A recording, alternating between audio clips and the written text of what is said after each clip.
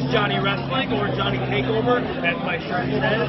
And listen, I want you to listen. Like, we're involved right now. It's crazy, it's loud, it's hectic. We're in New York City, but I want you to listen to No Holds Barred Network.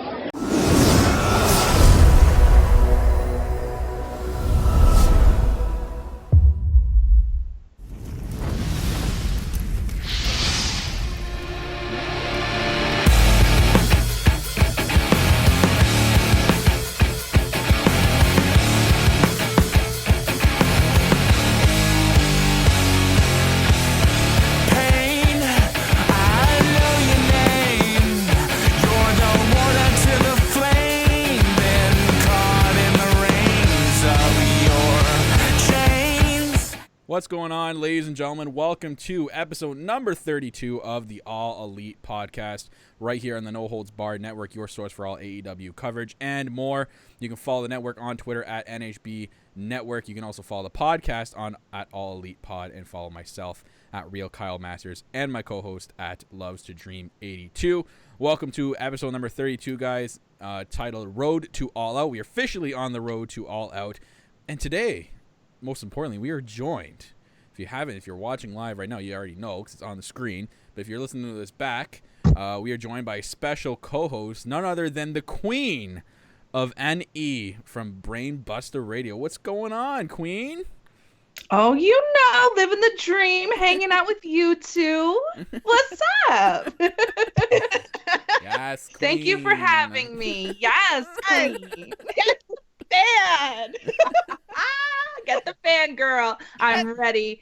Thank you so much for having me. I'm so excited. Yeah. Excited to talk some AEW, especially just fresh off of this week with a new Being the Elite, and like not even an hour ago with the first episode in the Road to All Out, which dropped a huge bombshell at the end, which we'll get into later. But we want to most importantly thank you for joining us today with this episode. Oh my gosh, I'm so excited. And for all of you that don't know, she runs her own wrestling podcast as well. All links for her and her podcast will be down in the description below after live. Forgot to put it in before live. That was my bad. Bella shame for me. Yep. So I'll put it in down there after we are done live for you guys to go and follow. Make sure you were following her on Twitter as well. But if you're new to watching us here on YouTube or listening back, you don't know how we do here is first we get over the intro spiel, and as always, if you do know, we go through it. All Elite Podcast, you can follow us on social media. First, follow us on Facebook and like us on Facebook at All Elite Podcast, on Instagram at All Elite Pod, and on Twitter at All Elite Pod as well. And most importantly, subscribe to us on YouTube, youtube.com/NHBWR, hitting the bell icon for all notification updates as well. We are dangerously close to 1,000. Help us get there so we can finally change that URL, which is god-awful to look at. Cannot wait to get there, so help us out by hitting that subscribe button. If you guys want to take us on the go, we are available for everyone and everywhere on iTunes, Apple Podcasts, Spreaker, Google Podcasts, Spotify, Stitcher Radio, CastBox, and iHeartRadio. Wherever you're getting your podcasts, you can find the All Elite Podcast, so make sure you are searching up us, or you can simply search the No Holds Barred Network, and you will get us on there. So we are available everywhere for everyone. Thank you if you have for downloading this episode as well. We have a t-shirt store. I still have to update the graphic here because we have a brand new t-shirt on there, Tiff, with the updated List of Husbands t-shirt. So we have two versions on there for you. We have Pissant Company, Red Dust, Merp, F the Finest t-shirt, un-AEW related, but it's still funny, and our official mascot t-shirt, Fat Pharaoh, which we'll get to. You'll see on screen in a second. He is the official mascot of the All Elite Podcast. Go check us out, our t-shirt store, and that is all presented by our friends at KayFabe Tees, whatforapparel.com/AEP, and guess what? All proceeds are donated to Culture City. If you guys don't know what Culture City is, they are a fantastic group that are partnered with AEW to produce their sensory-sensitive rooms at all events. So all proceeds from these t-shirts are donated to them for that awesome cause. And thank you again to our friends at KayFabe Tees. They have their own t-shirt store with a lot of cool-looking wrestling t-shirts. Go check them out, guys. They brought us on and have brought us onto their website to help us sell our t-shirts and such. So, as always, and you know how we do on here, our message from the Executive Vice President of KayFabe Tees. Yes, Yes, Mr. Beak letting us know how it is in the world of kayfabe, and it is merp. Did you say that he wishes that he was number 2 on the list of He husbands? probably does. I'm telling you, Mr. Beak, he's a good looking penguin. I don't know, Tiff. I don't know if I want to go there. So we're just gonna put it in halt, and also talk about that we have a Discord, if everyone does know. Link is down in the description on YouTube. Awesome way to chat with a bunch of wrestling people out there and wrestling fans. Chat about AEW. You can chat about other wrestling promotions out there, and it's a cool way to have fun. There are games inside it, interactive stuff. So go check it out. We have our own Discord. Join the wrestling family. Join the AEP family. Tiffany, I don't know why it's so funny, but we want people to join the Discord. I know. I'm sorry. It's Mr. Beak. Yeah. I know. Yeah. Anyways, guys, if you guys seen in the new intro, if you're watching on YouTube, we have a brand new intro video that I got done for us. And most importantly, we officially have a theme song. Yes, we are free from using royalty-free music on YouTube. Because me and Tiff, if you guys follow the podcast, you've been listening, that original theme, I literally we went through a couple of royalty-free songs and we chose one. Yeah, it sounds good. Why not? Throw it in there.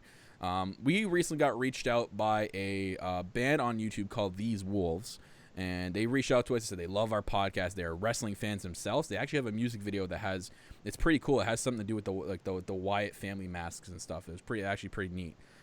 They reached out to us and they wanted us to use one of their songs as our theme song for the podcast, and I was like, damn, yeah, really? Okay. So they were nice enough to let us have one of them to be the official theme song, and we went through a couple of their songs, me and Tiff, and we listened to a lot of them extensively just to be sure, and we chose Dead to Me by These Wolves to be the official theme song. They even put a graphic up on their Instagram with their own poster saying it's the official theme song, so we are internally grateful to you guys, These Wolves. I know you're probably listening back at this. Thank you so much for that, and guys, all their stuff will be down in the description below for you guys to go follow. You can go subscribe to them on YouTube to watch their music videos. They're available on Spotify and Google Play Music as well for you guys to download. So please check them out and download their official theme song. This podcast, you're gonna want to do it now. Come on, what are you waiting for? You're listening back on this. What are you waiting for? Do it right now. Just pause this, go download it, and come back. It's so good. It's good. So good. I loved it, and the intro, the video. A new interview is inspired actually by, I don't know if anyone remembers, the Road to Fighter Fest and the Road to Fight for the Fallen, that whole flame logo which evaporates into the logo. That's where I got the inspiration for that, and I got that done through this website I know. So that'll be our intro video going forward. And I got a special one actually for the outro, so you don't want to miss that. And it's also going to have the poster for These Wolves as well on there. So other than that, that's probably the longest intro we've ever had on this show. Take a breath. I'm gonna take a sip of water, and I don't even think people remember that Queen's actually here too. Yeah, what's up? I'm still here, honey. I love that intro. Right now, like seriously. Let me check my Fitbit. I think my heart rate's elevated a little bit. Yeah, it's going. Take a sip of water, honey. I did. There we go. Let's say hi to Fat Pharaoh. Oh, there he is. The official mascot, Fat Pharaoh. Man, he's looking good. He doesn't have any shiners like a lot of the wrestlers though right now though. So Right? yeah. Right? I mean, preach on that. But he's been coming to the gym with me. He's trying to get fit. I'm doing the work. I'm down 4 pounds. 16 more to go for All Out. Let's go. I'm still on the train, guys. How about Fat Pharaoh? What is it? Do we have an update on the Fat Pharaoh weight scale? I guess you can put it. Is he still? Said he lost a pound. Ooh, good for him. Sneaking in some Oreo cookies. You gotta ease up on the milk bones there, Fat Pharaoh. You gotta ease up, man. Seriously. So, but we'll bring him back to I'll bring him back to the gym this week, and just do the work. But most importantly, is he traveling? We know he's traveling with you to All Out. Yes, I got him his passport. He's all ready to go. A doggy port. Yes, doggy port. A doggy port? Yeah. Those are important. Oh, they're killing me. I love it. So if you are going to All Out and you spot Tiff, Go say hi. Most importantly, I know Queen's gonna be there, but you can also say hi to Fat Pharaoh. You can take a picture with him. What? Wow. Well, didn't you say don't say No, hi? I said say hi to her. Most important. Oh, I was gonna say. So, like, you'll see How me dare because you. you'll see the trail of glitter, and then when you start seeing the Jello shots, that's where Queen will be. Yes, Boo. Guys know. I am coming. Yes, I'm calling it out. I'm coming with glittery cowboy hats. Okay, so you guys, you come find me. I give you one, and if when you go find Anthony from Smart to Death and take a picture with him wearing it, I'm gonna give you a present. Oh my God. It's not yet, but you will get a present. Would that But you present have be? to Hang take- on. Would that present be one of these special AEP business cards? Dun, dun, dun, dun, dun, dun. AEP business cards. Dun, dun, dun, dun.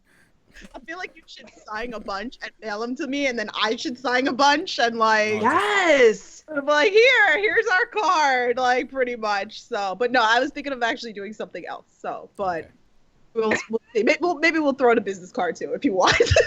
Awesome. That's all I asked. That's all I asked. Since I'm not going, that's all I ask.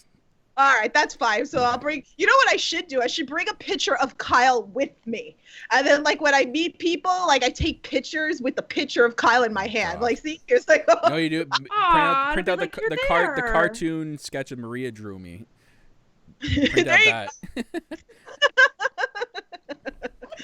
So we'll do that. So Um, we'll figure it out. But that's the plan. That's Anyways, back on podcast topic. Yes, Since, sorry.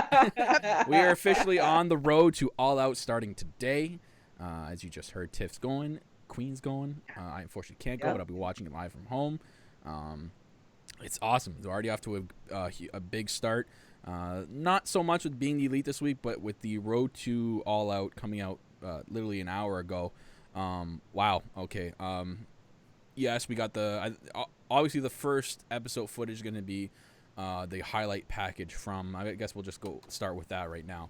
The Fine. highlight package from Fight for the Fallen, which whoever the promo team they hired to do these packages, oh my god, like they're so good.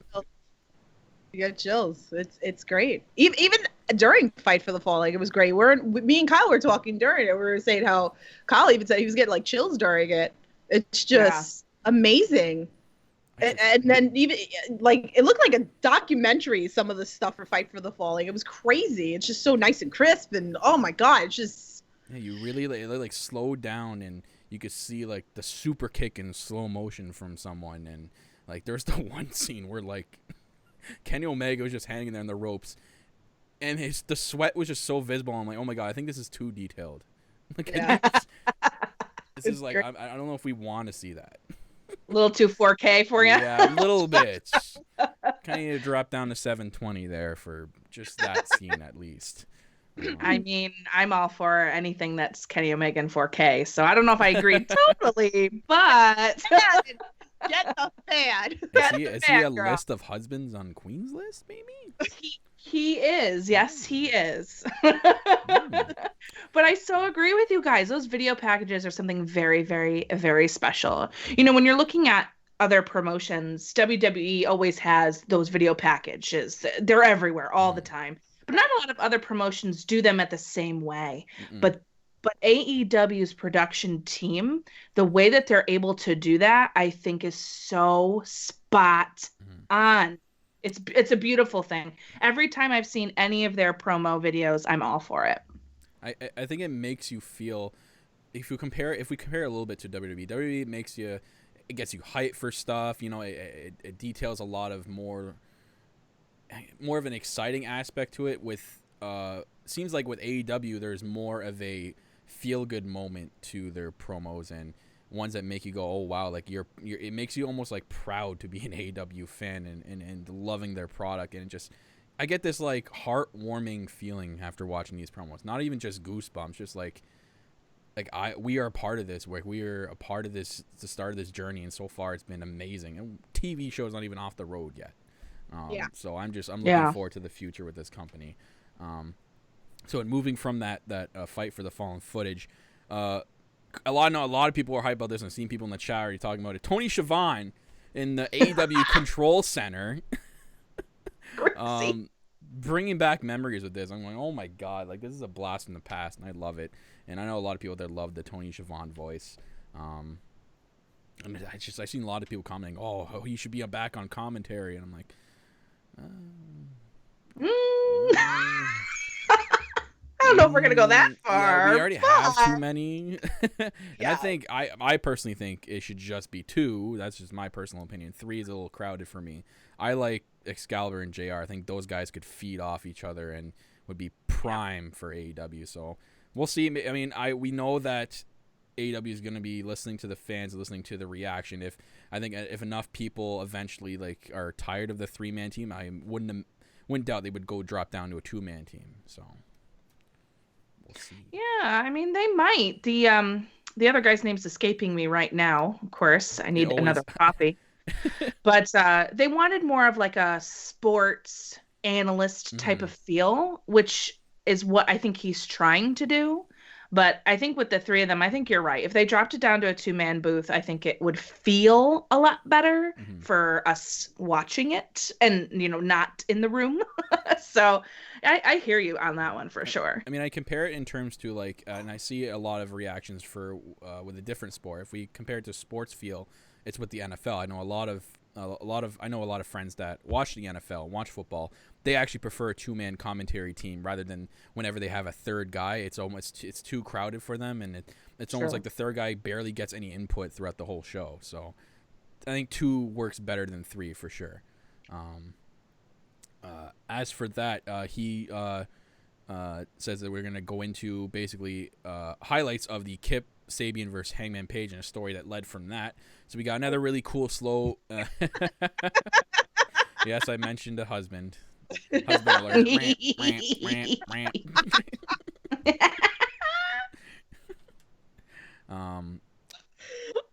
So yeah, Kip Sabian versus Hangman, kind of like a slow down promo of it, which is really cool.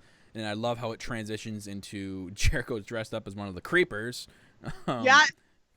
and attacking Hangman, and also the stuff with Jericho in his promo after, which I'm sure you know by now, Queen, but I didn't know until the day after that Jericho's whole promo was unscripted. That was the first time he did an unscripted promo in over 15 years.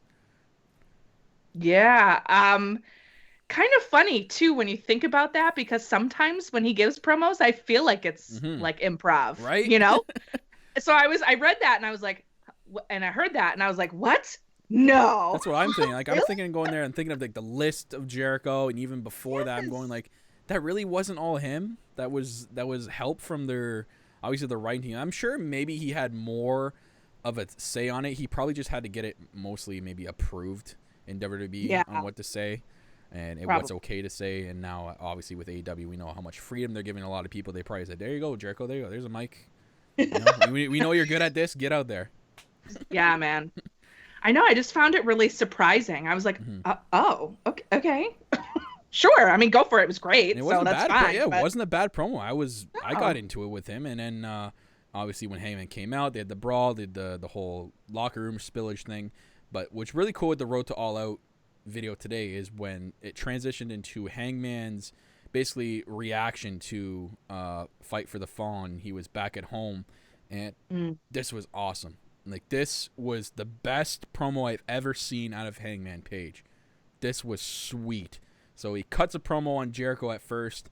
Very passionate promo. Like, you could definitely feel his anger. You can feel him just losing it and just hating on Chris Jericho.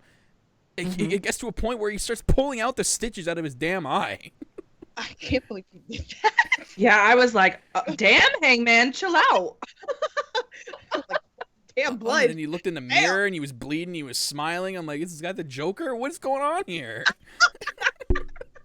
I know. I mean, like, it just was like watching him do that. I was like, oh, this is very intense for Hangman. I'm interested in where this is going, I guess. Like, what's up with you? I enjoyed it, but it was a little like, whoa, bro, chill. We don't need all that blood all over your face, buddy. Now you just got to get him put back in. Yeah, like, really.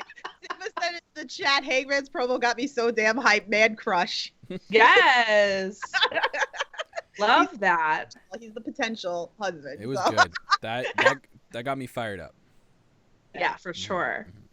This is how it should be. We should be getting hyped up for All Out. I'm already hyped, but get me more hyped. That's what I mean. If this is the first episode, like I was telling Tiff on our last episode, Queen, like I feel like they could go promo based till All Out, but I feel something's got to happen somewhere where one shows up at a house show somewhere or some sort of live or some sort of like wrestling promotion and it attacks the other. There's got to be more physical to it. There's got to be something because it's their championship match. It's your first ever championship match to declare the first ever champion. You cannot just do promo based going into it. No, I agree with you. I think they need that physicality, not only because it's the first championship match, that's on its own level of like they need to show out, but having that physicality makes it so much more intense, right? They upped the ante here. Hangman got a little aggressive, ripped out his stitches. Right. It's getting us hyped. Now what are you going to do to take it to the next level as we're on the road to All Out? We got a couple, little while left to go, month and change to go. What are you going to give us to hype us even further? I think you're right. It needs more physicality. Yeah, I think it's 45 days to All Out? Yeah. I think it is. So I think they run a scene in one of the either Being the Elite or Row 2 where Jericho shows up at Hangman's house. That's what I was thinking, because that brings me back to if I'm just gonna go here a little bit because I've had these conversations before with my friend James, that we talked about the whole Seth Rollins and Triple H and how the right way that would have probably built that is Seth Rollins showed up at NXT to beat up Triple H or showed up at so this would since we have all these weeks ahead and you're not on TV, so you're gonna have to use the Being the Elite platform, the All Elite Wrestling YouTube platform, even Cody Rhodes, and I'm sure we're gonna get a couple of appearances, because if you think about it, the Young Bucks are showing up at House of Glory, and I'm sure the Lucha Brothers are gonna be there. They're facing Private Party, so I feel like there's got to be something stirring up that's gonna happen there that will probably go viral all over Twitter and all over the place that this one showed up. So we need that. I think we got what was it 6 weeks it is, so we have a lot to build. Right. So, I'm excited. There's this just woof. Let's go. I'm ready for it. I'm ready for some more things. Yes. Speaking of woof, we're all talking about crushes here. Get into my man crush here. Yes. And that is the Sean Spears interview with JR. And oh man, Sean Spears, my boy from my hometown. Watched this guy forever, even when he was wrestling in high school gyms here. This guy is just. I'm so happy that he's getting the chance to go to his full potential with this company. So seeing this interview was just oh man, it's tearing on my heartstrings. I'm like, these guys, they have so much faith in him to do something like this, because I never saw him do anything like this in WWE. And it was there was a chance of it breaking out in NXT, and then he got called up way too early. And I'm like, oh no, the whole thing you had with Bobby Roode was sweet, and I was like, they could have kept him down longer. But it is what it is. Has this interview with JR. Again, JR is awesome to be here too. That's just adds way more to it for myself, definitely. So Spears kind of runs down JR's legacy to him. Basically tells JR that he only keeps 5 people in his inner circle. And he tells JR, you probably keep 10, 20 because you've been around everywhere and you have so many people. He's like, I keep 5. And Cody was one of them. So... this is where it starts to get personal, and he says Cody kind of crossed the line because he's changed. He's become the person that he hated while he was with the kind of quotes it other company. He means WWE. Cody hated the suit people back then, and now he's become one of them. He talks about Cody he's not liking Cody calling him a good hand. He's like, JR, you know what that means, being a good hand in a company. It means you're not going to get pushed. You're not going to go far. You're going to be just a backstage guy like I was back in the other company. So that's where Sean Spears' hate is coming from here. But JR kind of tells him, I don't think it was derogatory. I think he meant it as a good thing. And you can see this is where I want to point out something. if you notice, and you guys got to go back and watch if you haven't, goes into how good Shawn Spears is at selling his character. Go back and watch when JR said, I don't think it was derogatory, and when the camera pans back to Shawn Spears, you see his face go from like half joy, and it like slowly transitions into like a hate, like he's gonna punch JR in the face. I'm like, that right there sells it. Like oh man, I'm loving that he's getting his chance here. I love him heel. This is great. I love it. This is what a lot of people know. People are like, oh my god, he's finally heel. I'm like, I actually remember not a lot of people know this because they only tested it out in live events. When he was back in NXT at live events, before they did the whole and pushed him in NXT, he was actually testing out his heel gimmick in NXT. And he would open that's right. Yeah, he would open every live show, and the crowd would be going nuts, like chanting 10, 10, 10, and then he would cut a promo on the crowd, making them like boo the hell out of him and going like 1, 1, 1, 1. Like I just remember that going, oh my god, this is the best heel gimmick. This is great. He can open up any show, like any pay-per-view, like any WWE pay-per-view, he could open up doing something like that. It would get people fired up. You get like the big babyface coming out after and beat the shit out of him. So like, it was perfect, and I didn't know why they never ran with it. I think I remember a line he used to always say was like, in every day, in every way, something is something, something, I'm a perfect 10. He would take the sign out of his shorts and put it up, and it was great. But anyways, back to the interview. JR actually brought up the OVW kind of part of his life, where I actually didn't know this. He's like, something happened back in OVW, and he wanted to ask Shawn about it. He's like, Cody's a leech. Not a lot of people know this, but I taught Cody how to wrestle. So apparently Shawn Spears taught Cody how to wrestle back in OVW. I actually had zero idea that even happened. I know Shawn was there, but I had no idea he's the one that taught Cody Rhodes how to like help them teach him how to wrestle back then. So he brings that up, and then basically says that Cody's forgot about him after that. He says Cody's a leech. He's like, Jerry, you remember he went up, he teamed with such people as Bob Holly, and he teamed up with Ted DiBiase Jr. And then he says Damien Sandow, and they bleep out Sandow. I mean, you're thinking that that's done on purpose, or they have to because maybe WWE owns the rights to the name. But I was wondering why they bleeped out Sandow for the longest time. Just after watching that. And he says he's a leech because he latches onto those people, he bleeds them dry, and he moves on. And he's like, that's what he's going to do to me. So that's where he kind of brings up, this is kind of why I took the chair shot to him, to kind of make him see and make and remind him of what he's done to me in the past. Spears mentions that he was there for it all for Cody. Like, he was at every Thanksgiving dinner for him, and he was at a bunch of these things, and I think that's kind of true.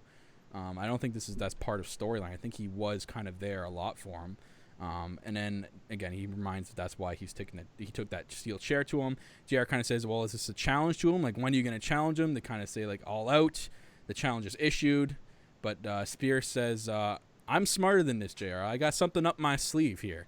And then in comes walking someone. I'm going, okay, who the hell's walking in? I'm like, in my mind, first reaction was Dustin Rhodes. I'm like, oh my God, Dustin Rhodes is going to turn on Cody. I'm like, that would have been interesting. Nope. We get someone completely.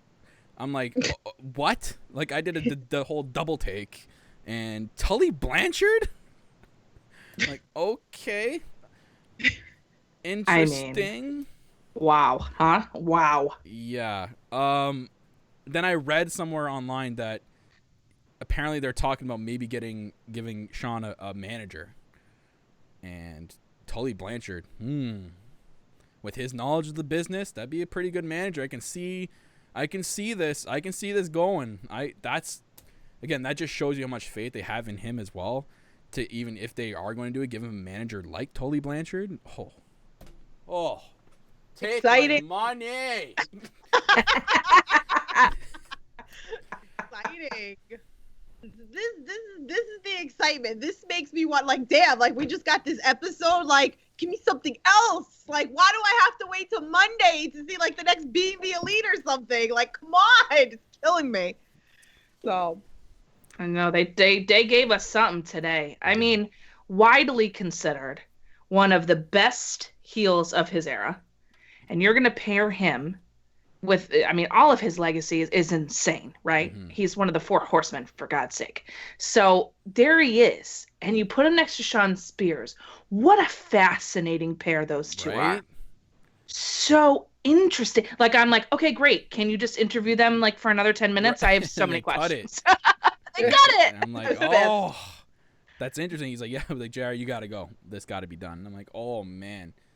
They just left us on that cliffhanger, and, oh, it got my hamster going like crazy after. I'm like, oh, my God, what do we do from this? What's going to happen? Like, I know. oh. Give me more. Give me more. Easy, Ryback. That was good. Kyle's on his ish lately. I don't know. Anyways, I think it was Cupid in the chat actually brought up something which I want to kind of get into, because as soon as I seen Tully, I'm like, oh my God, let this be the poll. We need to get Tessa into AEW, please. ASAP. Yeah, so Cupid on the chat puts stable tees maybe with with Tessa. That'd be interesting. As long as Tessa's on the roster. Yeah, that won't happen for fine. a while though, because I'm pretty sure she's signed for a bit. So She is. She's signed for a bit, and she's also working with WoW, so there's that. But hey, if in 2020 she wants to show up, Hey, I think that's great. yeah. I think Come that's on great. down. Come on down. Yes, please You're build the that next women's contestant division. on All Elite Wrestling. It was perfect. there you go. Well, Bob Barker. Oh, man.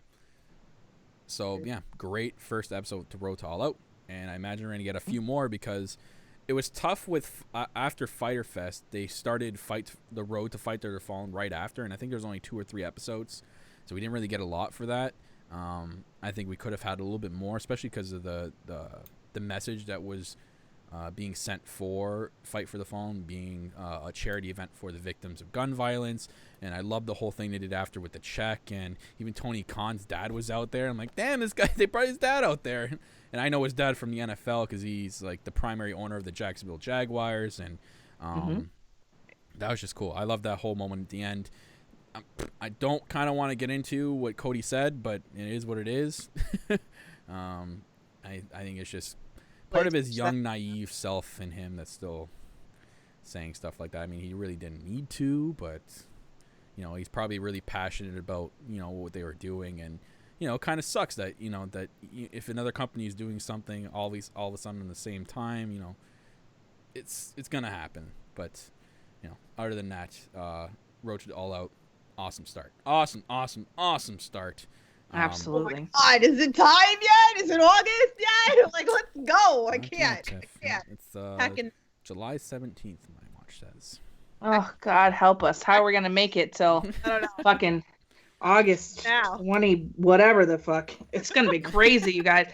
I got like a countdown going. I'm ready. I'm excited. I'm pumped. I know all of us here are pumped for All Out. It's gonna be an experience. It's gonna be a big event. Surely is. I can probably see. I don't know what's gonna be bigger, Double or Nothing or All Out. All Out. All out. Yeah, you think so? I mean, Double or Nothing was big. I mean, if you think back to before even Double or Nothing started and how much hype there was for Double or Nothing, you think All Out's going to be much more hype?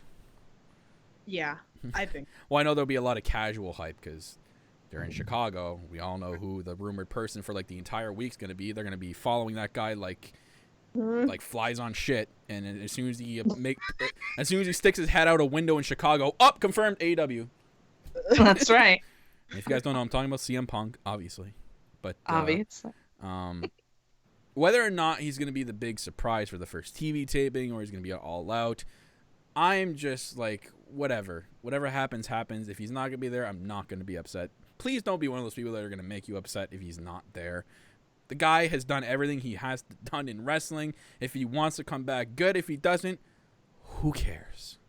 There's just so much potential. I'd rather see a Jungle Boy get to that level than see a CM Punk come back. Okay, I'm just saying.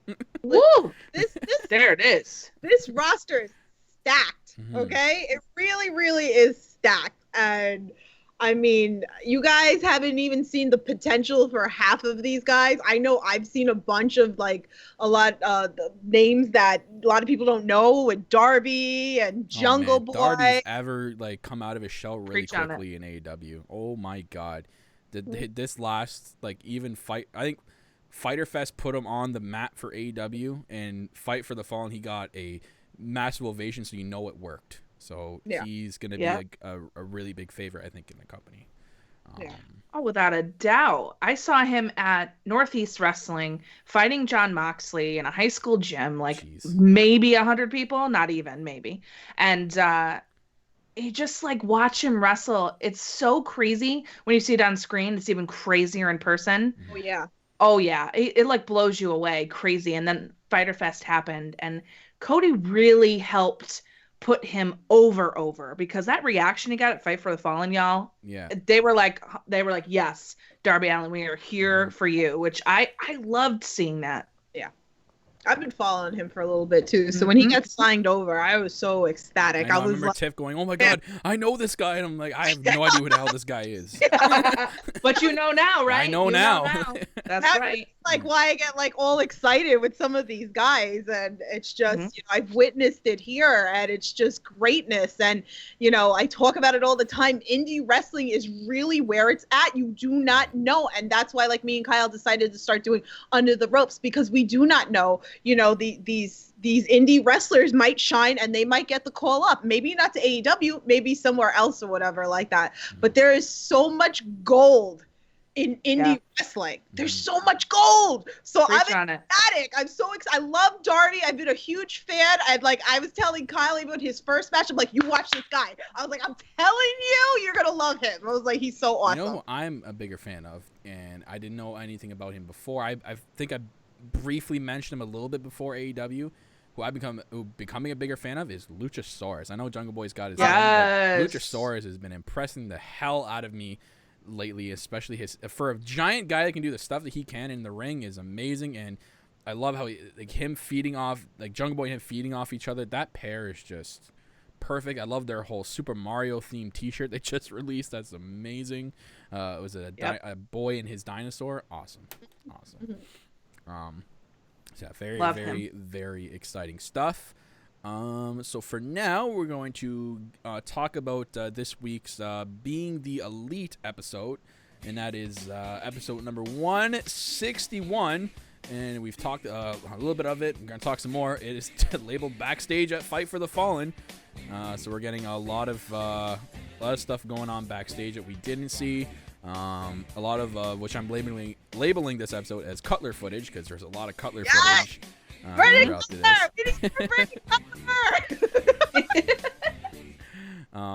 So we started off this episode. I can't believe we still start off this way. I thought we were done with this, but Tiffany, I'm not gonna do it. I promise. You can do it if you want. I don't care. Anyways, we start off with Matt and Nick Jackson. There with Jerry Lynn. Excuse me, sorry.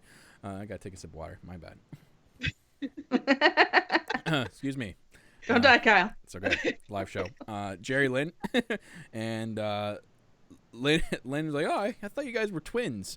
And they're like, "Oh no, well Nick's like older than Matt and yada yada yada." And then Matt.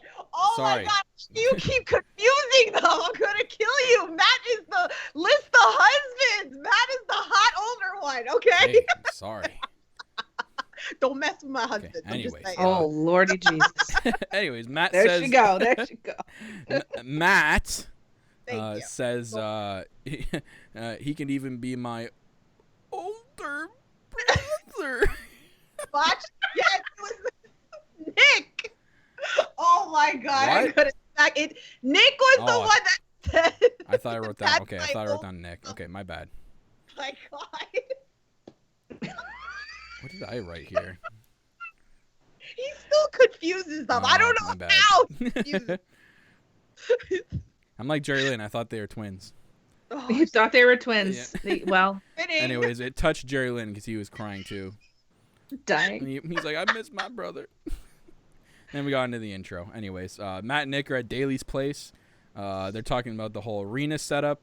This is cool. They mentioned where Tony Khan got the idea and the inspiration for the whole Fight for the Fallen setup. This was awesome because I know South Park because I watched it a shit ton when I was a kid.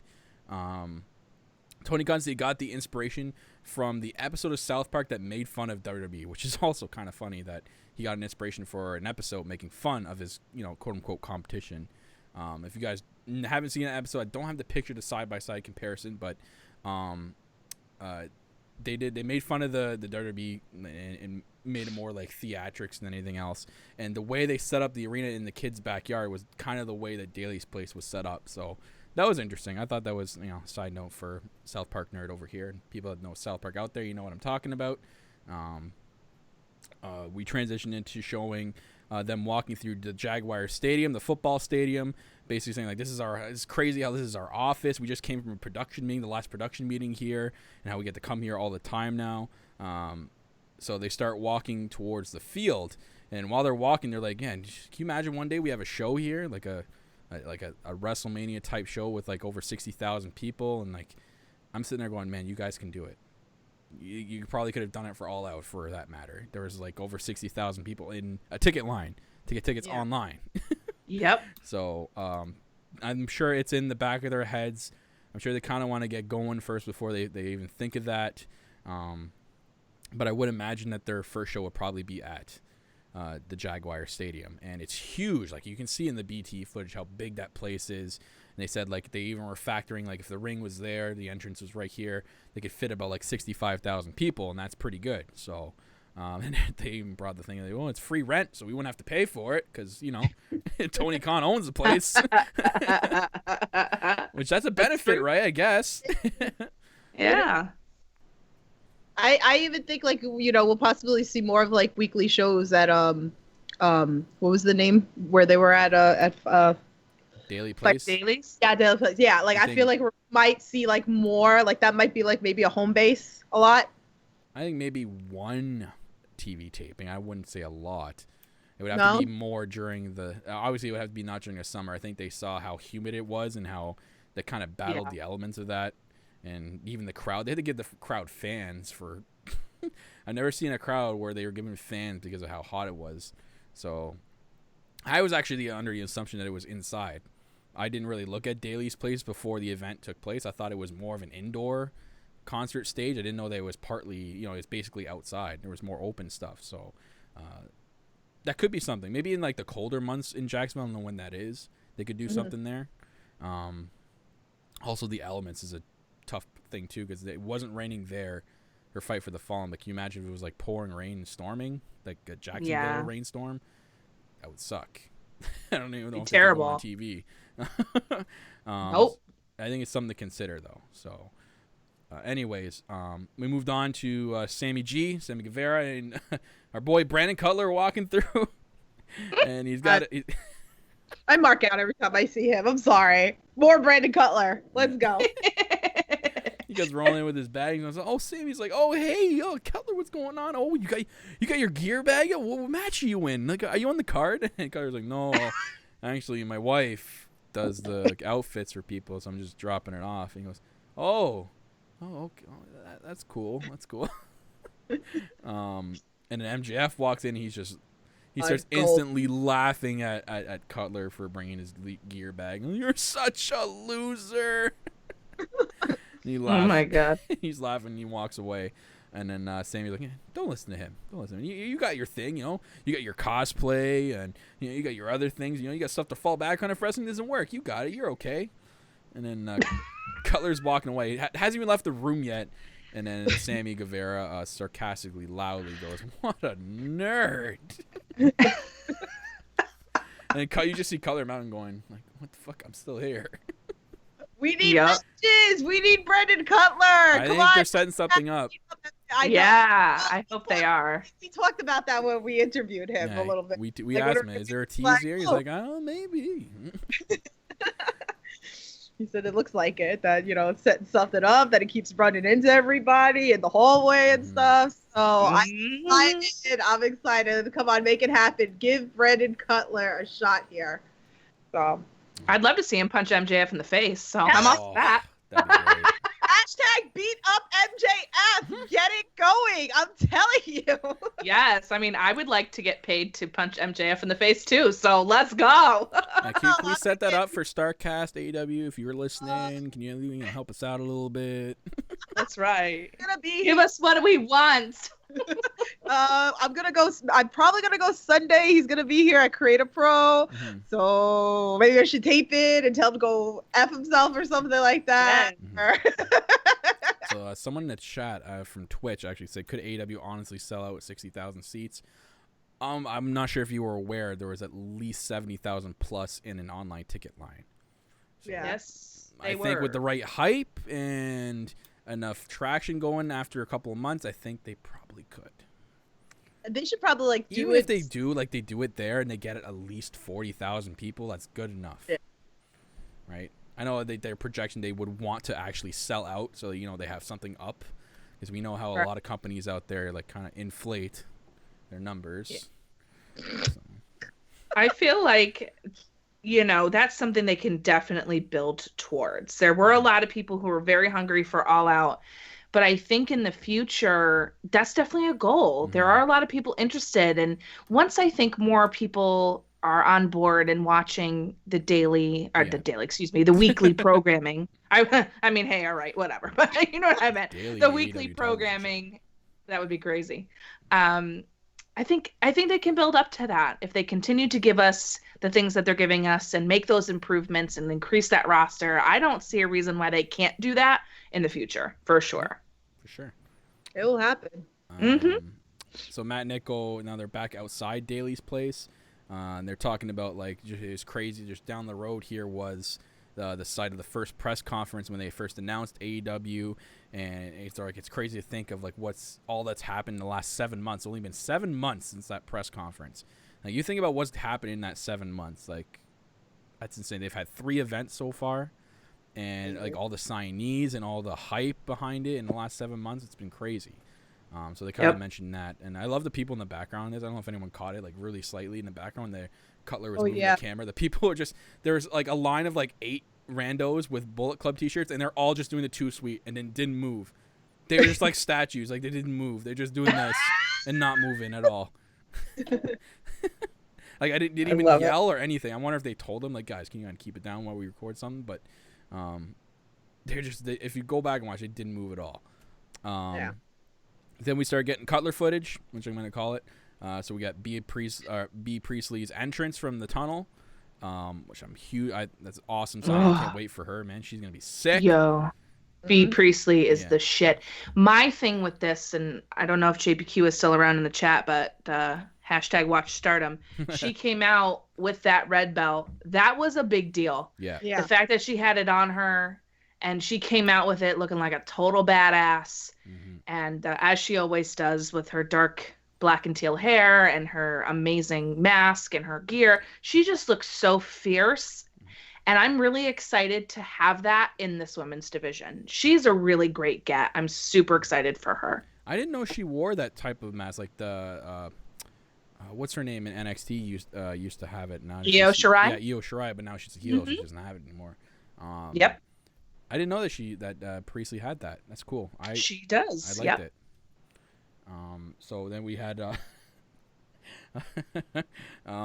Marco Stunt and MJF here. Oh, this is priceless. MJF walks in, he thinks he's a little lost. Oh, did you lose your mom? Oh, what's going on? He's like, do you want me to here? Hold my hand. Let's go find your mother. And he goes, oh, wait a minute. Oh, and MJF acts all embarrassed. Oh, you're Marco Stunt. Oh, man, my bad. You still want me to go find your mother? She's in my hotel room. That little shithead. Poor Marco Stunt. He walked away sad. He looks like he's 6. He can't. So little dick. And I met him in person. He's so awesome. Oh my god! But I love how MJF gets away with so much shit that he's. I love it. You did meet him in person. That guy literally never breaks character. That guy is MJF 24/7. Oh my God, he is 24/7. Oh my God, calling my friend dipshit. Like I was not. He even said to me that he was going to charge me more money because I met Sean Spears. Like he's a complete asshole. And I'm telling you, even when he was 18 years old, I was heckling the shit out of him in SWA. I loved it. He is such an asshole. 24/7. It's great. He's going to be huge. He's going to have the belt soon. It's gonna happen, definitely. Something, even if it's a mid-card belt, I think MJF I would love that. A huge champion. Like, he's just a perfect heel. So we get into Cutler footage of MJF's actual entrance. I love his entrance theme. It just fits his style. Even his entrance, he does it so well. Like the "I'm better than you" attitude. Even gets Justin Roberts to cut that line. He did the one part where he blew a kiss into the camera. Oh, he's just so good. So good. And we transition into a not everyone's cup of tea kind of segment with these people. But there's a lot of flack on the librarians, from what I've read, and a lot of the reactions. So we get Peter Avalon. He's in a library. He's weightlifting books. All right. He's telling some rando to shh. Right, Tiff? Right. Right, Tiff? Can't with you. Keep going. Oh my gosh. Anyways, we transition.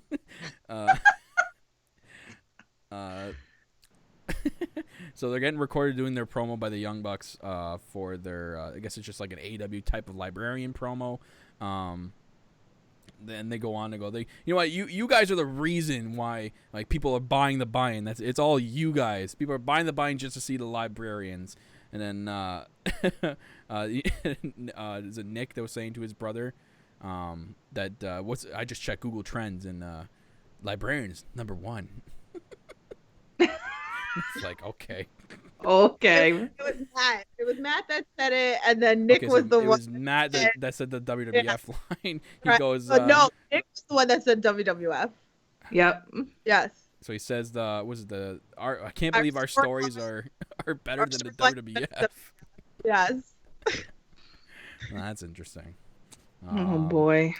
So Leva's still like celebrating. She's all pumped. I liked her atmosphere there. Like the way she was like all happy and stuff. Like I was like, okay, that's, I don't know. It's better than their boring librarian stint. She was all happy.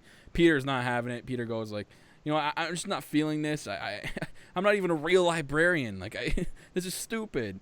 And Leva goes, well, I love it. Like I got certified. I'm actually a librarian. And Peter's like, what?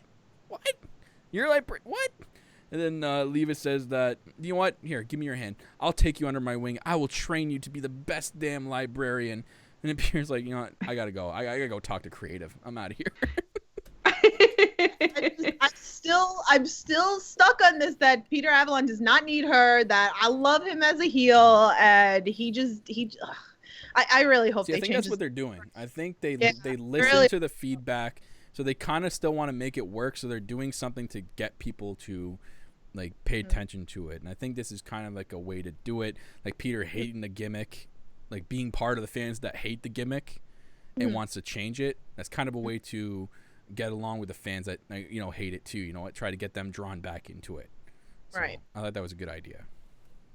Yeah. I'm with you, Tiff. I wish he would just be by himself. Yeah. They need to do something with her. He doesn't need anybody. Nah. Yeah, maybe she does. I mean, I think she needs a lot of work, and yes, for sure. But I don't know. I just leave him by himself. No. Anyway. I highly doubt they copyrighted that name. Yeah. Anyways, then we get some more Cutler footage. The good old Cutler footage. We got the post-match for the Lucha Bros challenging the Young Bucks to a ladder match at All Out. Wasn't confirmed in the promo, but confirmed after, I think it was the day after, that it will be for the AAA Championship belts and tag team belts. So, I got a theory with that still. Yes, So you do your damn theory. Yeah, where's my crown? Where's my crown? Your BK crown? in the BK Lounge. That was my crowd. Okay. Oh my God, was that a Dane Cook reference? But Yes, thank you. there's my Got crowd. that. It's prediction. So I'm the queen right now. But anyway, Burger Queen. but I still okay. So now I'm starting to think. Well, no, because I'm still gonna go with this. I think that we're gonna get the AAA titles. It's gonna fall off to the Young Bucks, and then they're gonna defend it at Madison Square Garden in September because the tickets are not selling. This is exactly what I was saying before. How are you gonna get people to go check out AAA? Oh, Young Bucks, and I noticed something too because they said originally that the Young Bucks, their last indie appearance was going to be August 9th. I don't know if it was Matt or Nick. Somebody tweeted maybe our last. Oh. So your theory. us. Okay, Burger Queen. Maybe you're right.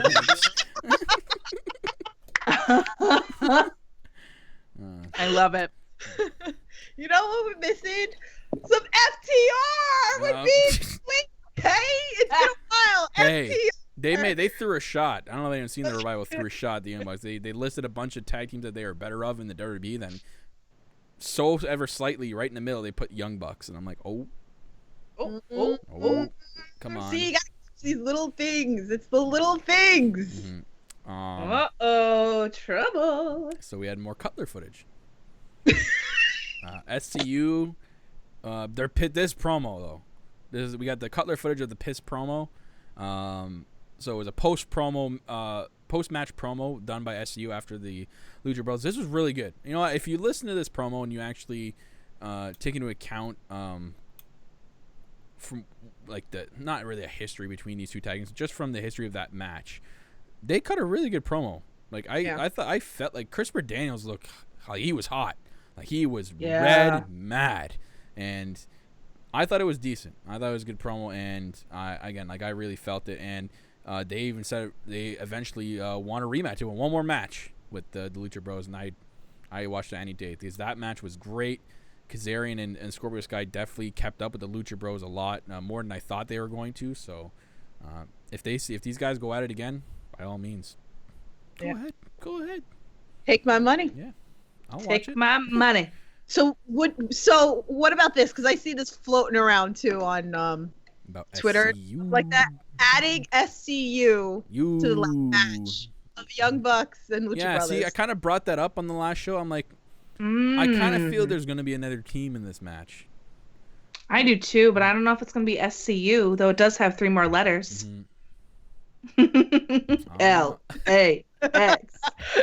Oh man. Take my money. Wow. They already have our money because we're going to be there, but they can take it again. You think they could go overboard? Maybe 4 teams. That would be wild. Oh, God. Make it happen. Oh, Yes. I can't. I'm hyped. If not, I don't know if SCU would have said that during the promo though. That's true. I think they're going to be added. I think they're going to be put in there. I can see that. So maybe it will just be the 3 of them, and then we have an LAX appearance at the end to kind of attack whomever they like to attack. They rib off WWE and the whole Hardys at WrestleMania thing. There's one more team to announce, and LAX comes out. Oh my God, I'd lose my mind. Yeah. Oh God. LAX is unbelievable. So awesome. I've seen them in person a bunch. Yes. Kyle, were they there when we were at House of Glory? When you came with me? It was wasn't it the newer LAX? Like they were walking around, yeah. Okay, yeah. So I've seen them a bunch of times here in New York. They're amazing. I'm so ecstatic. If they sign and they want the best tag team. So take my money.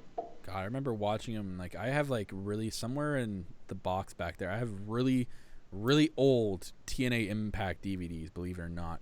From 2005, 2006, 07 era, and nice. I'm almost 100% that LAX is on one of those, and it was my favorite match out of the whole DVD, and so I've known them for a long time, so I'm down for that. So let's move on. Oh, this is a funny scene. Hangman and Knox in the bathroom. Hangman is done peeing. Knox is there. Hangman chooses not to wash his hands. Gross. Slaps Knox in the chest.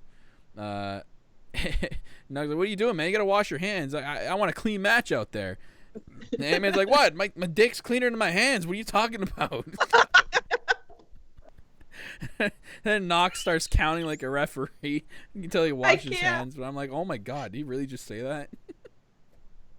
I saw Amy tweet it, and she's like, good for Rich Knox for making Hangman Page. Yes. Jeez. Hygiene, Hangman. Hygiene. Yeah. God.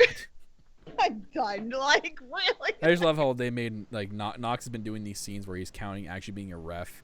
He's like, oh, that's what you guys, that's what AEW's paid me for. Like, I'm going to be a ref everywhere, all the time, nonstop. I love all this. And then we got the last bit of Cutler footage. And that is Jericho jumping Hangman.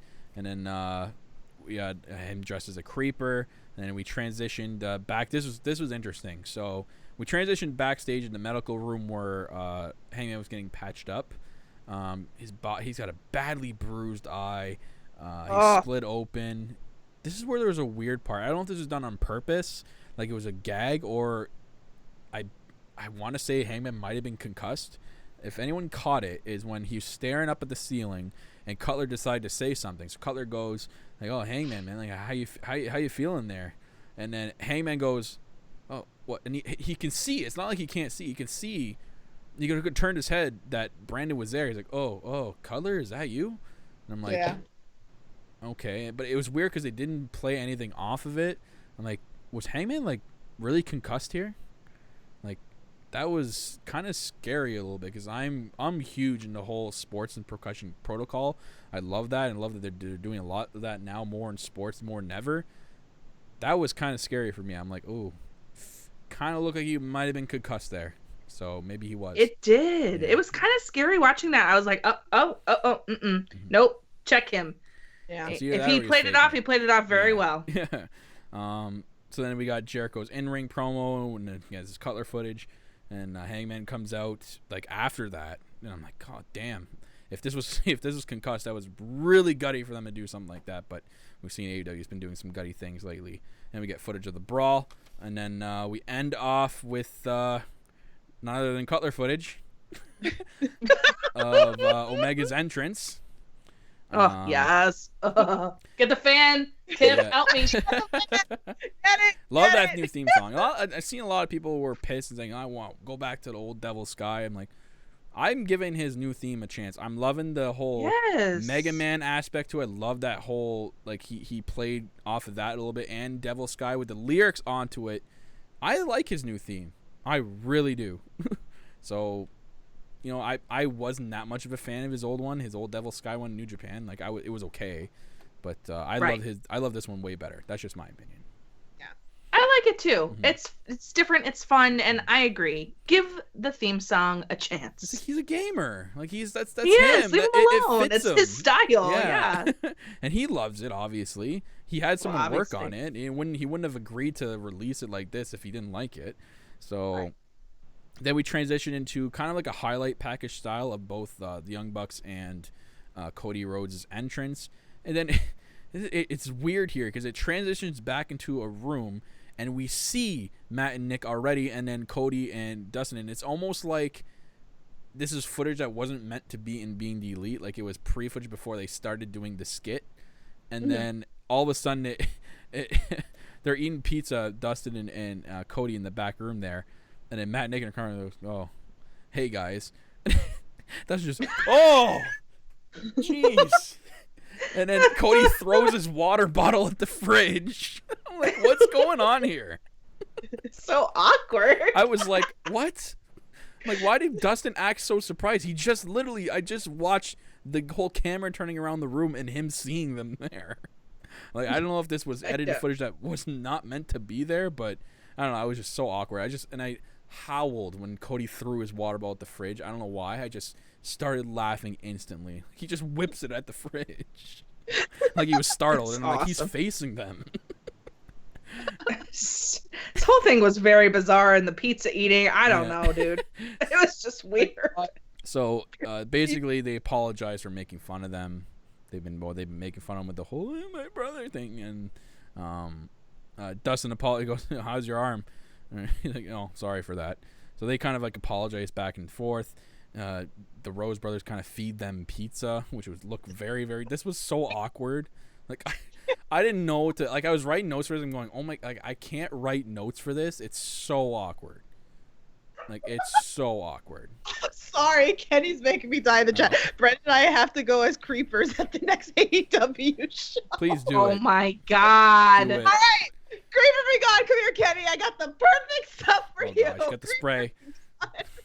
Don't spray the camera now, Tiff. No, we'll be able to see you for the rest of the show.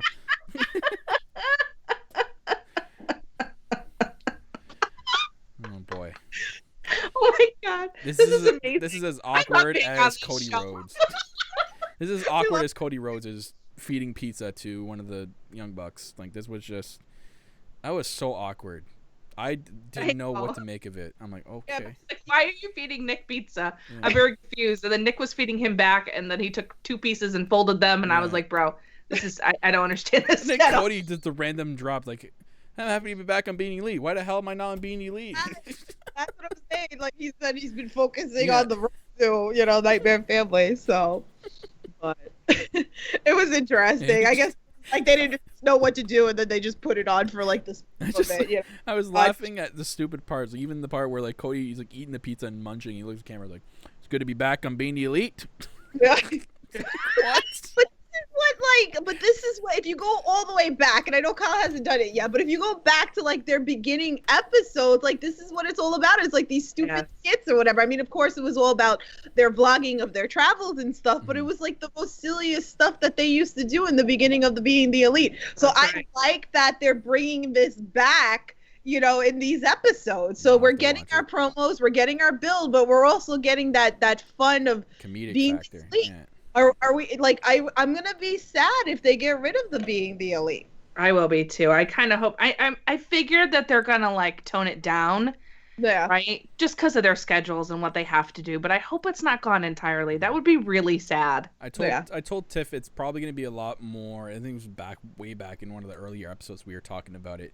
How it'd probably be more backstage stuff than anything else at TV tapings. They'll do a lot of backstage skits, and then during the week while they're off, I know they're gonna have live events. It's been said that their live events are actually gonna be used like NXT style, where they're gonna test out characters for certain people and test out a lot of their performance.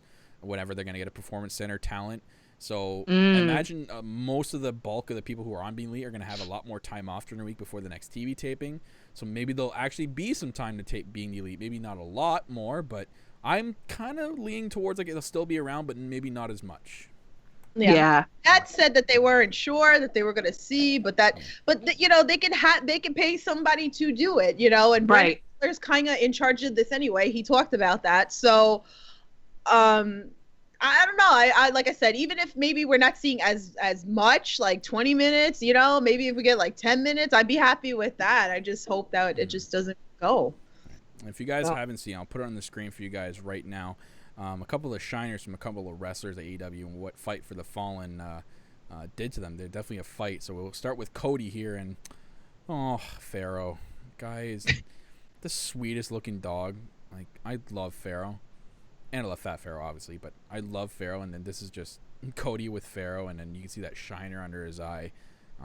It's not that big of a shiner as Hangman, but the dog. Like, I can't stop looking at the dog. Like, Pharaoh's got beautiful eyes, that doggy. Oh my God, those eyes. Mm-hmm. And he said in the chat, and he's right, because that's where I had picked it up, that on the interview with Chris Van Vliet, they said they wouldn't get rid of it because it was such a good tool in spite of their deal with TNT. They're only so much time on the show, so it's a vehicle for other talents who aren't getting the exposure. Yeah, love it. That makes sense. Definitely, So, it is a good way to build these characters, and that's what we're seeing. And if we're not going to see every week the same characters, I mean, this is also another way. Yep. So love that. Another shiner is Hangman, and this is I guess this is. I'm assuming, I don't know if this was before or after the Road to All Out promo. Either that's the stitches that he ripped out, or these are the ones after. But Lordy. man, his shiner's huge. He's got a big He one. got for sure. clocked. The one that I sent you was like right after it. It wasn't like, yeah. So he's got a snap story in the left saying, "Imagine having to order a pizza pretzel at the airport looking like this," and then the right is a Instagram post putting, "Nothing makes you feel more alive than a needle sewing your face with blood clouds your eye while blood clouds." Accurate. God damn. Stitches suck. If you've never had stitches, they blow. Oh, they do. Especially on your face. Mm-hmm. Ugh. Nope. It's a gruesome story. Sorry if you guys are gruesome out there. I try not to go too much into detail, but last year I split the tendon in my finger, and when I originally went to the hospital, the doctor didn't wait long enough to freeze my finger, and he closed it back up while it was only a little bit frozen, so I kind of felt everything. They do suck. Stitches suck. Even if you're frozen or you're half frozen, it sucks. Like, even the pain you're gonna feel after. Like, I still have scar tissue on this finger for life now. Yep. Because the worst part was that he didn't put the tendon back together, and I had to go to a skin doctor the next day, and they had to reopen me back up and put the tendon back together and reclose me. So. Oh Lord. Yeah, that was bad. Damn, dude, I got stitches in my finger last year too. Mm-hmm. Sucks. Not fun. Not fun at all. No. And I was in a finger cast. I had my finger straight for about a month. I could not move it. And then when I finally could, oh man, I think I cracked my finger for at least a day. 24 hours straight, I could crack it, no matter what. Yeah. Yeah. Not a fun stitch. Poor Hangman with those stitches too. I feel for him. Yeah. Feel for your dog. So we'll jump into the last part of our show, and that is the news and rumors. I only have a little bit of news and rumors. So that's not AEW. That's WWE related. So speaking of injuries that we were just talking about, Britt Baker's concussion from AEW Fight for the Fallen is reportedly serious. Oh, shoot. So Britt Baker suffered a concussion at AEW's Fight for the Fallen. This took place during her tag team match in the buy-in. It's pretty obvious that she got rocked. I know a lot of people were like making fun at first about like her going to the wrong corner, but if you can ask Tiff, I instantly texted Tiff. I'm like, man, her bell's wrong. She is not herself, because I don't think that was intentional. You even look at the girl's face, like they look confused at what she was doing. After all, she did run the wrong corner, so this is what it talks about in the article. Dave Meltzer revealed on Wrestling Observer Radio that Baker's concussion is actually quite serious. This is very unfortunate and might cause AEW to reevaluate how they deal with the future situations like this. So this is a quote from Meltzer. I heard it was pretty bad. I heard it's a significant concussion in her case. When she crawled to go to the wrong corner, I think after that kick and everything, she was hurting a lot. You know, she took it off and came back at the end and did her stuff. Didn't screw up with her moves at any point or anything like that. It's just so hard because you're used to a match being like they are. You're not used to them. You're not used to them making or taking people out. So, Meltzer said this is the kind of situation when it was apparent that Britt Baker was rocked from the kick to the head that she would have been taken out of the match. It's hard to do because nobody wants to do that, including the wrestlers and management. But Baker probably should have continued to work the match with shouldn't have continued to work the match with her concussion. And this goes back to what I was saying. Like, I'm huge with concussion protocol. I think that if they don't, I think AEW should look into having concussion spotters for wrestling, just like they do in the NHL. NHL, they actually have specific people that are assigned to hockey games that watch players that have a hit or some sort of hit to the head during a game, whether it's a fight or they go into the boards wrong or something, and they're trained to spot concussion signs. And if they feel that you've shown any kind of sign of concussion, they radio down to the bench and they pull you right from the game. You don't play the rest of the game. You're done. So I think in wrestling, in AEW, I think maybe they should try to invest in something like that.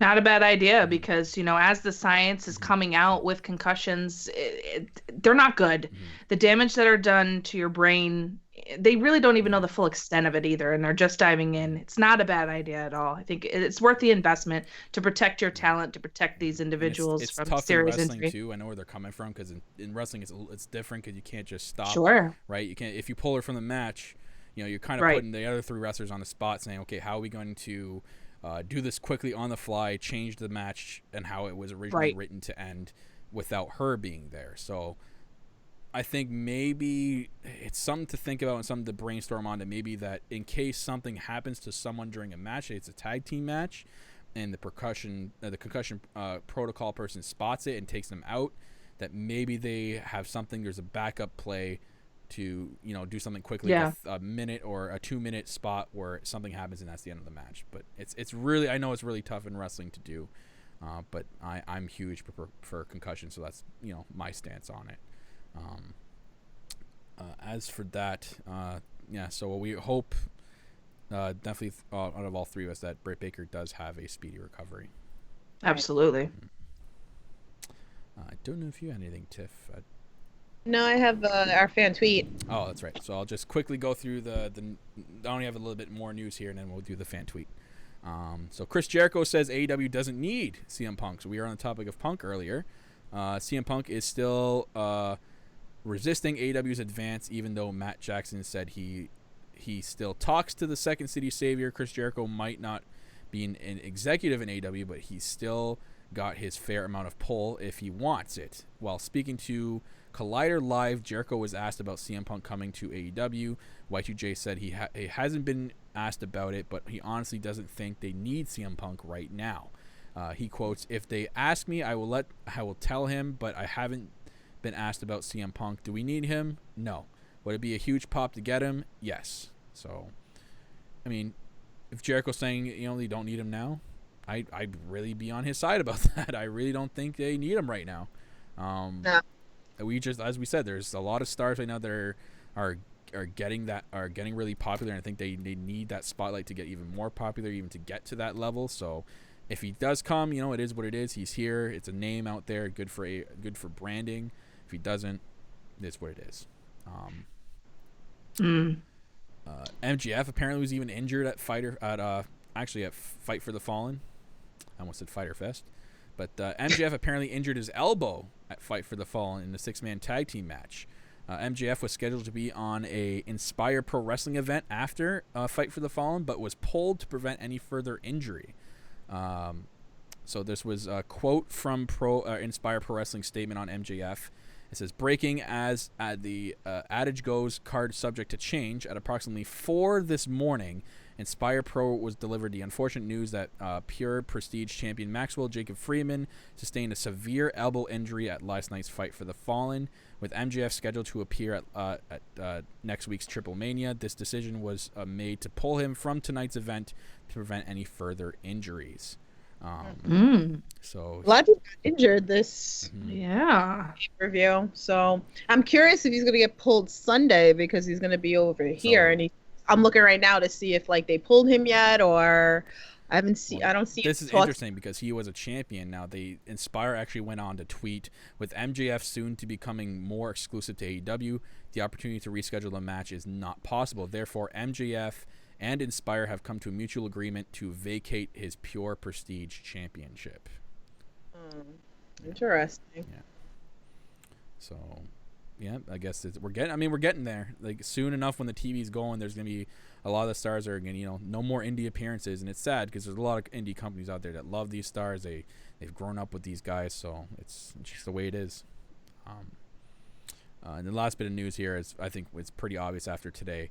Tony Khan actually confirmed that Cody Rhodes will be facing Shawn Spears at All Out. Yes. So, Yep. I'm excited. So excited. I'm here for this.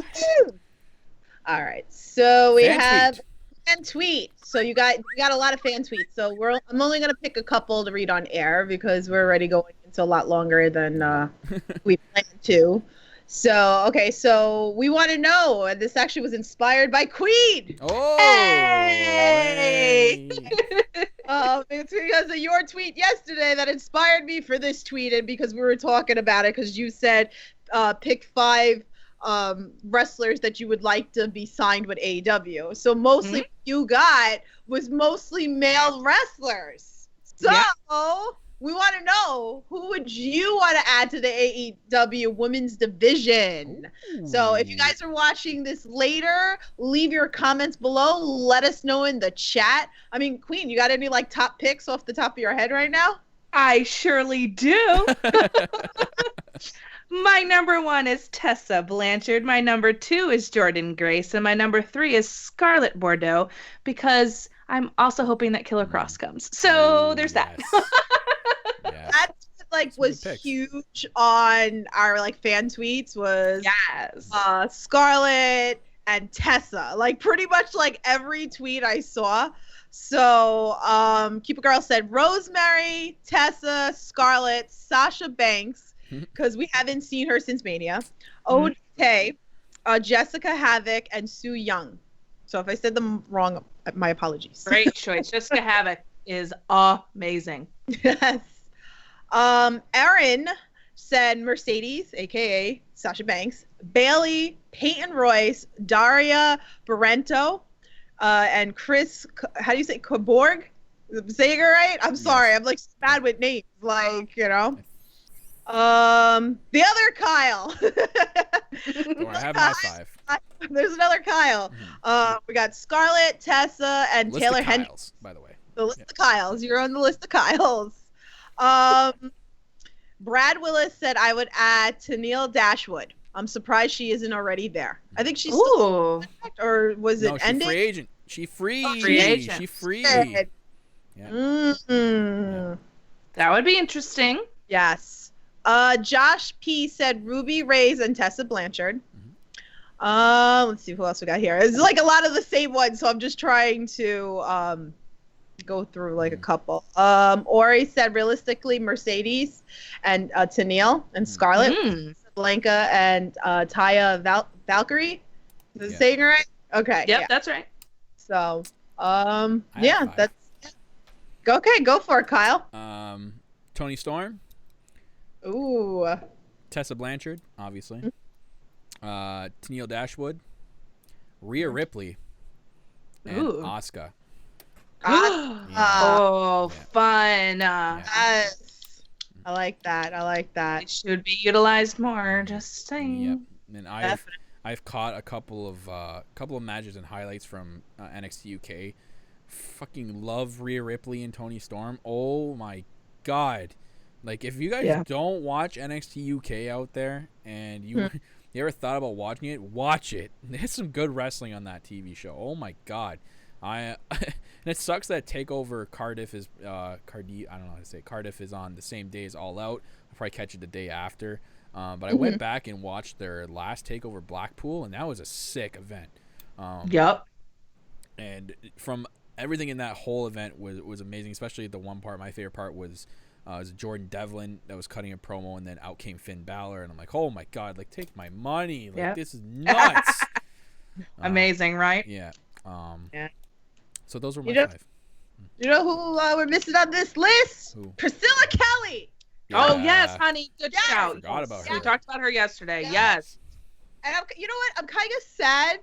I mean, I'm happy for her. If you guys seen Maria Maniac, I know she just signed with Ring of Honor, but it would have been really interesting to see her in AEW. I would have loved for her to come over. Was Priscilla signed with Ring of Honor, like signed? No, Maria Maniac signed. What about Priscilla? Who's she signed with? I don't know who she's signed with. I'll have to find out. I'm not really sure if she is. Yeah. I mean, like I've seen her in what are you waiting for? So, but I mean, you know, you got the door. She's married to Darby. So come on over. And we know like AEW is going to be with recent interviews with Tony. We know that main focus is going to be tag team wrestling. Not even that, women's tag team wrestling is going to be a big thing because Tony confirmed that there'll be women's tag team titles. So they'll need some more women's on the roster. So I mean, the more the merrier. And and we've seen how good tag team wrestling is with AEW and how much focus they're putting into it.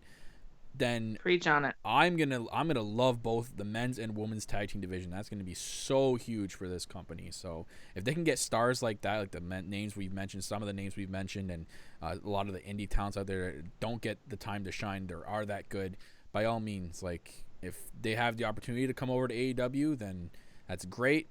If not, I mean, they're doing great from where they are, but I think AEW really has a chance here to grow that division, especially with some of the names we mentioned. Maybe if and when it happens with Tessa Blanchard, like next year, or if Tennille Dashwood gets a chance, like I think, and I agree with the one guy that said, like, not a lot of people talk about her, and now she's a free agent. She's had good matches in the past in WWE. A lot of people, I mean, if you take away some of the stuff she's done, obviously with the Santino thing, I'm talking more her NXT days. Her NXT days were golden when Emma was in the WWE. Like, she had probably one of my top women's matches of all time with Asuka at NXT Takeover. Was it England the first, or London the first one? That was a sweet match. So, I'm all for that. So, I'm excited. Excited. But yeah, go ahead. no, I was gonna wrap up the show, but do you have something to say? No, but I know Cupid Girl wanted to call in. I'm sorry, Cupid Girl. Next show, I promise. But we're already at an hour 25, and I gotta get going. So we're gonna wrap up this episode. Thank you all to tuned in live, and thank you especially to our guest co-host, the Queen of NE. You are free to come by anytime you like, Queen. This was really fun, and really enjoyed having you on the All Elite podcast today. Oh, I loved hanging out with you guys. Thank you so much for inviting me. Anytime you want me to come back, it would be my pleasure. And, we'll have to have you over on the Queen's Court, honey. Exactly. We'll have to bring you all over there. Mm-hmm. Fan! Get the fan! Get the fan, girl, yes. So as I said before, guys, down below, I'm going to put all her doobly-doo, all her stuff is going to be down there for you guys to follow and go check out. It'll be all down there in the description for you below. So thank you for tuning in live. If you're listening to us back and downloading the episode or checking us back on YouTube, thank you very much. Subscribe to us on YouTube. Follow us on Twitter at All Elite Pod. Follow myself at Real Kyle Masters. Follow my co-host. She's the Executive Vice President of Giggles, the Heartbreak Chick, Tiffany at Loves to Dream 82 on Twitter. And most importantly, follow our guest co-host today, the Queen of NE. Her link will be right down in the description for you guys. Click it, hit the follow button. It's that simple. Other than that, guys, gonna wrap it up for today's episode of the All Elite Podcast, episode number 32, Road to All Out. And we will see you guys next time for the next episode.